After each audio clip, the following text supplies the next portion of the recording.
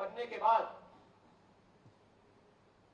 राज्य सरकार के नियमों में संशोधन करते हुए हम लोगों ने कुछ व्यवस्थाएं लागू की और उसके अंतर्गत हम लोगों ने सुनिश्चित किया कि भारत हम इसलिए सुरक्षित हैं, हम इसलिए अपनी प्रगति के मार्ग को आगे बढ़ाने के लिए स्वतंत्र हैं क्योंकि दिन और रात, सुबह और शाम घर से दूर सम और विषम परिस्थितियों का सामना करते हुए, मौसम के प्रतिकूल परिस्थितियों का सामना करते हुए हमारा बहादुर जवान भारत की सीमाओं की रक्षा करने के लिए पूरी दृढ़ता के साथ खड़ा है।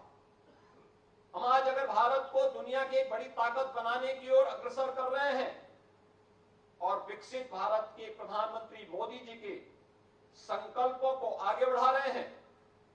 इसमें निश्चिंतता छुपी हुई है कि हमारी सीमाएं सुरक्षित हैं।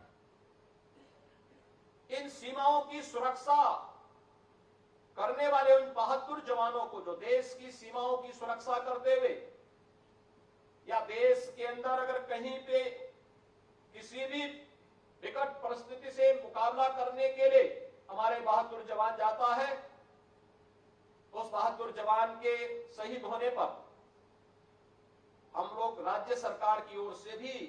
उन्हें कुछ सहायता प्रदान करेंगे। और हम लोगों ने उस समय यह व्यवस्था दी थी कि कोई भी हमारा जवान जो भी इस युद्ध, किसी भी युद्ध के दौरान या सीमा की सुरक्षा करते हुए शहीद होता है, हम राज्य शासन की ओर से भी उस परिवार को न केवल 50 लाख रुपए की सहायता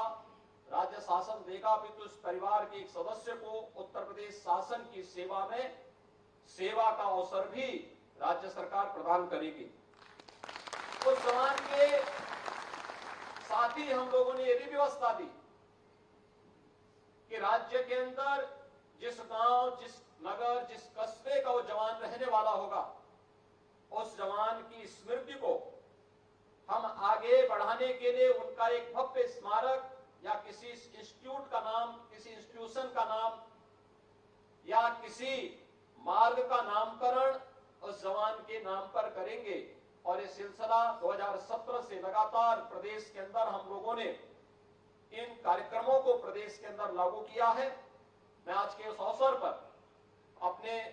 सभी बहादुर जवानों को इस बात के लिए आश्वस्त कर रहा हूं कि राज्य सरकार सीमा की सुरक्षा करने वाले, सम और विषम परिस्थितियों में भारत मातृभूमि के लिए पूरे समर्पण भाव के साथ कार्य करने वाले उन सभी बहादुर जवानों के साथ सदैव खड़ी है। और जिस भी स्तर पर सहयोग की आवश्यकता पड़ेगी,